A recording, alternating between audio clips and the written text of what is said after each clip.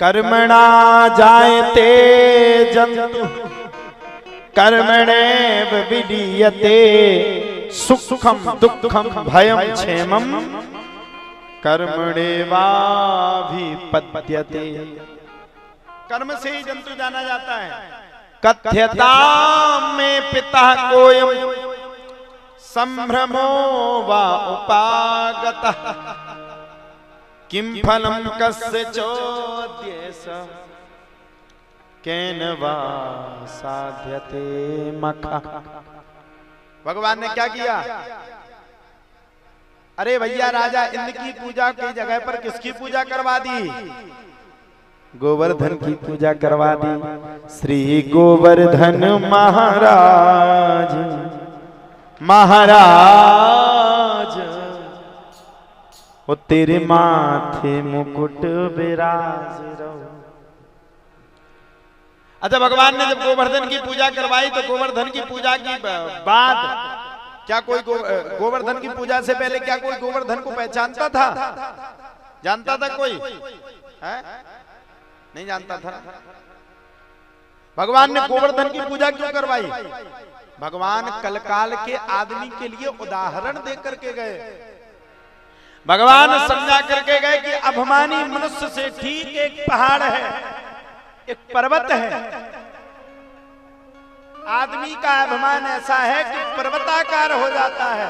और भगवान तो कह रहे हैं साहब, भगवान क्या कह रहे हैं? बोले भैया, तुमसे सही तो पहाड़ है जो कभी गिरगिट की तरह रंग तो नहीं बदलता, एक सा रहता महाराज जी पहाड़ हमेशा। चले जाओ पथरैया, चाहे जब मुड़ी मारो फूटे ही है। और भगवान आदमी से कहते हैं जैसा स्वभाव तुम्हारा शुरुआत में है वैसा ही स्वभाव तुम्हारा हमेशा होना चाहिए। हमेशा आप विश्वास मानो, हमारे घर काका होगा हमें आज तक पता नहीं है। हम जब भी खुश थे जब कुछ नहीं था, वो आज भी कछु नहीं है हमना, लेकिन अपन तो मस्त रहते। हाँ, ये जरूर है भगवान ने ये नहीं कहेंगे कि कुछ नहीं है, बहुत कुछ है। मान दिया, प्रतिष्ठा दी, सम्मान दी, लेकिन इसका मतलब ये नहीं कि हम अपने आप में अभिमानी बन गए। मैं मुझसे बड़ा कोई ना ना ना, मैं तो एक कंकड़ की बराबरी नहीं कर सकता। मेरी औकात क्या है? अच्छा आप लोग बताओ, किसी की औकात क्या है? मैं कहूं कि मैं सुंदर हूं तो वो भी नहीं हूं, फिर दांत निकाले तो मन में सुंदर नहीं हूं, वास्तव में नहीं हूं। तुम्हारे समझ से सुंदर हूं, लेकिन मैं अपनी समझ से सुंदर नहीं हूं। पूछो क्यों? मैं अपनी समझ से इसलिए सुंदर नहीं हूं क्योंकि तन का सुंदर तो हर कोई बन जाता है। तन का क्या काम है? ये तो मर जाओगे तो हम रात के मरे भंसाने सब बार दे, बाद में क्या मिले? हाड़ ही तो मिले। तन के सुंदर रहने से क्या होता है? तन के सुंदर की जगह अगर हम मन के सुंदर हो जाएं तो जय जय और कल्याण हो जाएगा। सही बात है। तन की परिभाषा, कितने दिन इस तन के बबूले का हम और आप उपयोग करेंगे? कितने दिन तक उपयोग करोगे? अरे भैया, मरने के बाद 4 कंधे पे जाओगे। भगवान ने भी जब सोचा समझा और विचार किया कि राजा इंद्र को अपने आप में इतना बड़ा अभिमान है, राजा इंद्र अपने आप को इतना बड़ा अभिमानी मान गया। बोले रुक जा बेटा, हमारी बनाए, हम ना अभिमान बता रहा, कोई बात नहीं। जाकर के गोवर्धन की पूजा करवा दी। गोवर्धन की पूजा करवाई और गोवर्धन की पूजा करवा के एक छिंगली भगवान ने 56 प्रकार के प्रसाद ही गोवर्धन को लगवा दिए। राजा इंद्र अभिमान के वशीभूत होकर के किन्हीं कारणों से भगवान को भूल गया। वो समझ नहीं पाया कि भगवान ने इस ब्रजलोक में जन्म ले लिया, भगवान इस ब्रजलोक में आ गए हैं। राजा इंद्र ने ये समझ नहीं पाया। राजा इंद्र ठहरा अभिमानी, राजा इंद्र ठहरा अपने आप में बड़ा भारी शक्तिशाली। राजा इंद्र ने अपने दूतों से पूछा, बोले जाओ ब्रज में बड़ी सुंदर बरसात हुई है, बोले एक बार ब्रज में जाकर के पता चला करके आओ। कि मेरा 56 प्रकार का प्रसाद ब्रजवासियों ने बनाया है कि नहीं बनाया है। अब काहे को बना था 56 प्रकार का प्रसाद? सबरे गए महाराज, जाकर के जब पहुंचे, सब जैसे पहुंचे तो जाकर के देखा, ओ भैया यहाँ पर तो कोई किसी का प्रसाद नहीं लगा। सबरों ने पहुंच करके प्रसाद का पता नहीं चला पाया, और जब सबने प्रसाद का पता नहीं चला पाया तब तो राजा इंद्र ने लौट करके पूछा, कहा भैया प्रसाद बन गया? बोले ना महाराज, हो गया अब तुम्हारा प्रसाद। साथ तुम्हें पूछने वाला कोई नहीं। अरे क्या बात करते हो, हमें पूछने वाला कोई नहीं है, कैसी बात कर रहे हो? अरे बोले क्लियर बात है। बोले क्यों? अरे बोले महाराज अब तुम्हारी पूजा की जगह पर अब तो गोवर्धन की पूजा हो गई। अरे ये बीच के बीच मान न मान में तेरा मेहमान, ये गोवर्धन कौन है? अब बोले महाराज इतना पता होता तो तुम्हारे सामने काहे को आते। राजा इंद्र ने बड़े बड़े सामंतक नाम के मेघों को आदेश कर दिया, जाओ जाकर के ब्रज में ऐसी बरसात करो, ऐसी बरसात करो, ऐसी बरसात करो कि बरसात के प्रभाव से सारा ब्रज डूब जाए। अच्छा भूल गया राजा इंद्र ने, तो दिमाग नहीं लगा पाओगे, तुम्हारे बाप पहले से ब्रज में बैठे, तुम काटोगे वो ब्रज खा। हाँ? आज का आदमी करता क्या है, अपने आप को बहुत कुछ समझता। भगवान बोले चले आओ, ले आओ, तुम्हें हम मेघ ही देख ले कितनी बरसात करते हो तुम।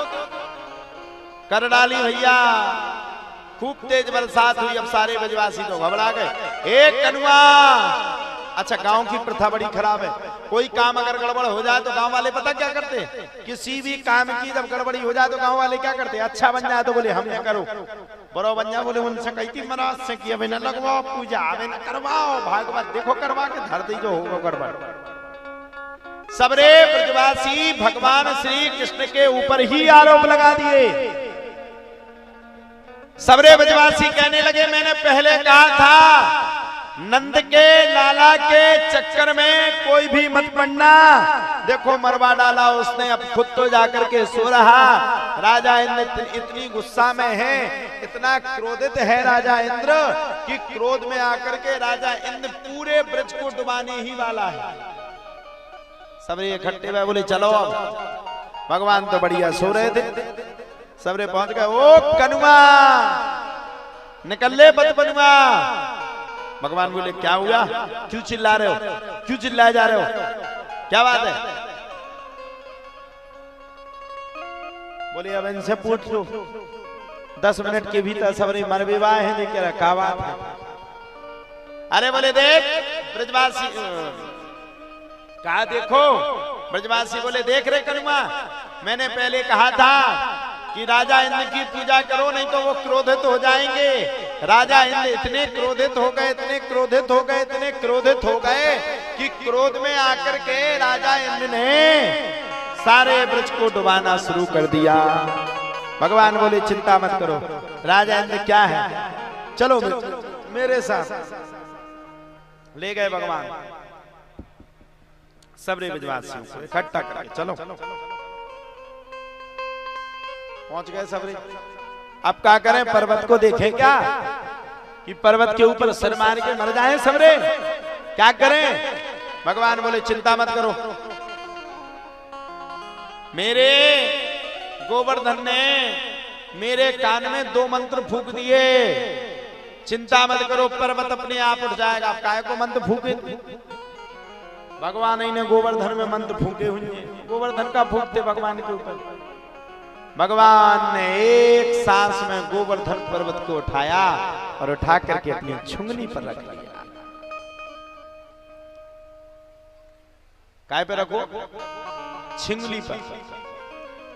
सबरे जितने गांव वाले थे सामने अपनी अपनी लाठियां लगा दी। अचट्टवाए हते वे भी अपनी अपनी लाठियां लेके पहुंच गए गोवर्धन के नीचे। एकता बहन जी आती, वे भी पहुंच गई गोवर्धन के नीचे। और हम सो ऐसे कि पहुंच ही गए, हम तो कथा ही कह रहे तो हमें तो जाने जाने। अब भगवान छुंगली पे रखे थे गोवर्धन को, अचट बाय हते सुनने चर्चा शुरू कर दी। बोली अरे वाह जे कटांगे बोले छुंगा जा टांगे तेरे गोवर्धन। वो तो जाको अपन ने अपनी अपनी लठियां लगा दी, सुहावा कथा हो गई। ये कहो वो तो अपन लोगों ने अपनी अपनी लाठियां लगा दी। भगवान समझ गए जैसे को तैसा मिले, मिले नीच को नीच, पानी से पानी मिले, मिले कीच से कीच। तो भगवान ने गोवर्धन पर्वत को अपनी छुमली पर धारण किया। पूरे ब्रजवासी खड़े थे, सबरे ब्रजवासियों को अपने आप में अभिमान आ गया। भगवान ने छुमली को नीचे किया, सांप की लाठियां चटपट चटपट चटपट चटपट चटपट चटपट चटपट करके टूट गई। लाठियां टूट गई। सो सबरे जत्तिया चट्टवा हते बोले ओ मत आई बचाओ। भगवान बोले अब रुक जाओ। बोले अगर रुके जा तो बोले सूदी टमाटर जैसी चटनी मिली पिसी मिलने। आओ अब जब पर्वत में चिंगड़ते तो पिचली उड़ जाने थी, सूदी चटनी हो जाने थी, लाल कलर की हरी कलर की। सबरे अपने अपने बोले। भगवान ने तुरंत गोवर्धन पर्वत को हाथ में लिया। 7 दिन 7 रात बराबर राजा इंद्र ने बराबर प्रहार किया। भगवान ने राजा इंद्र के प्रहार को, संपूर्ण प्रहार को कटाक्ष करके काट दिया। अंततो गत्वा राजा इंद्र थक गया, राजा इंद्र हार गया और राजा इंद्र समझ गया हो ना हो यही भगवान है, चलो अब तो भगवान की शरण में चलते हैं। ऐसे ही आप हो, अभिमान करते हो पैसे का, जब तक पैसा खत्म नहीं होगा तब तक अभिमानी हो। जो ना पैसा खत्म होना, सीताराम को पूछ रहे हो। इसलिए जिंदगी में कभी अभिमान मत करो। भगवान ने राजा इंद्र को समझाया। राजा इंद्र को समझा करके भगवान लौट करके ब्रज धाम आए।